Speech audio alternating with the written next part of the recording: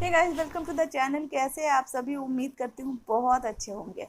आज का वीडियो जो है ये बहुत ही रिक्वेस्टेड वीडियो है। मेरे बहुत सारे सब्सक्राइबर मुझे क्वेश्चन करते हैं कि दीदी, प्रेगनेंसी में पेट कम या ज़्यादा क्यों निकलता है, इसका क्या कारण है और क्या इससे हम जेंडर प्रेडिक्शन कर सकते हैं? क्योंकि हमारे जो बड़े बुजुर्ग कहते हैं कि पेट कम निकलने से बेबी बॉय होता है और पेट ज़्यादा निकलने से बेबी गर्ल होता है, तो ये किस हद तक सही है? आप हमें इस क्वेश्चन का आंसर दीजिए। बहुत सारे ऐसे क्वेश्चन आपके आते हैं तो उसका आंसर देना तो बहुत ज़रूरी ही है। चलिए आज आज आपके सारे क्वेश्चन का आंसर दे देती हूँ। प्रेगनेंसी जब हम कंसीव करते हैं तब हम पहले 3 महीने तक तो हमारा पेट ऑफकोर्स नहीं निकलता है, लेकिन इसके बाद धीरे धीरे धीरे धीरे पेट निकलना शुरू हो जाता है। पेट निकलना शुरू हो जाता है तो किसी का आपने देखा होगा कि वो बहुत ही राउंड शेप में उसका टमी होता है और किसी का बहुत ही ओवल शेप में होता है, किसी का टमी बहुत ज़्यादा दिखता है, किसी का बिल्कुल नहीं दिखता है। सम टाइम तो कोई कोई प्रेग्नेंट दिखते ही नहीं है।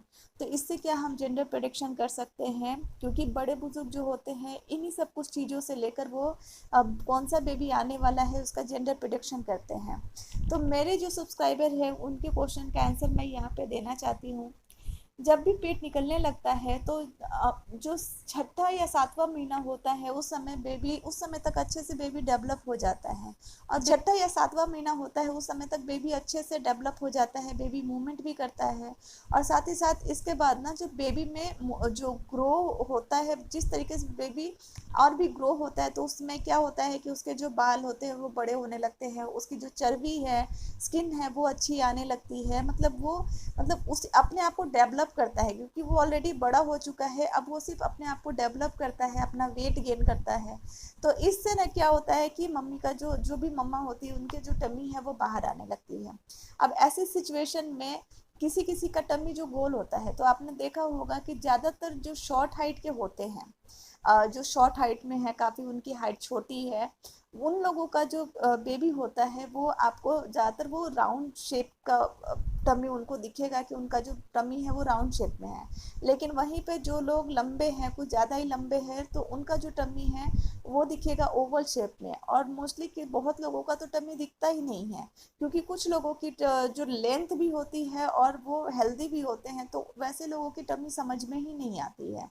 तो ऐसे कंडीशन में जो हमारे बड़े बुजुर्ग हैं वो बोलते हैं कि कम जिसका टमी ओवल शेप में है उसको लड़का होने वाला है, जिसका राउंड शेप में उसको लड़की होने वाली है। तो ऐसा कुछ नहीं होता है। हालांकि मैं अपनी बात बोलूँ तो मेरी भी हाइट बहुत ज़्यादा नहीं है, 5 फुट मेरी हाइट है। और जब मैं प्रेग्नेंट थी तो मेरा जो टमी था ओवल शेप में था। ओवल शेप में लाइक ऐसे था, मतलब नीचे थोड़ा सा झुला हुआ था। पीछे से मैं प्रेग्नेंट नहीं दिखती थी। अगर प्रिडिक्शन के हिसाब से जाऊँ तो ये प्रिडिक्शन मेरे ऊपर एकदम परफेक्ट साबित होती है कि हाँ, मुझे बेबी बॉय हुआ और मेरी टमी की कंडीशन ऐसे थी। लेकिन साइंस इस बात को कबूल नहीं करता है। साइंस हमेशा इस चीज़ से बोलता है कि ऐसा कुछ नहीं है। और जबकि यही बात सही है कि हमेशा जो बेबी का पोस्चर, बेबी किस तरीके से मूव कर रहा है, प्लस जो माँ है उसकी हाइट कैसी है, बॉडी का स्ट्रक्चर कैसा है, फिगर कैसा है, इससे डिपेंड करता है कि आपका बेबी टमी में राउंड शेप में है या ओवल शेप में है। तो इस तरीके से पता चलता है। और इसी तरीके से आप लोगों को समझ में आएगा कि किसी का टमी ज़्यादा क्यों निकला होता है, किसी का कम क्यों निकला रहता है।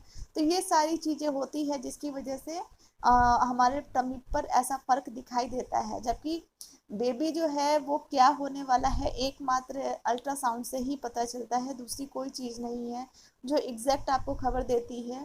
अल्ट्रासाउंड एकमात्र ऐसा चीज़ है जो ये चीज़ बताता है, जो कि हमारे देश में बैन है। और आप लोगों को भी ये होना चाहिए कि जो भी अंदर है वो बहुत अच्छा है, जैसा भी है बहुत अच्छा है। आ, अंदर 9 महीने का जो फीलिंग है ना, वो लड़का हो या लड़की हो दोनों एक समान देता है। तो आप लोगों को बिल्कुल इस सब चीज़ को लेकर टेंशन नहीं करनी चाहिए और आपको खुश रहना चाहिए। और अपने बेबी का, अपने प्रेगनेंसी का पूरा टाइम होने का इंतज़ार करना चाहिए ताकि बेबी आपके गोद में जल्दी से आए।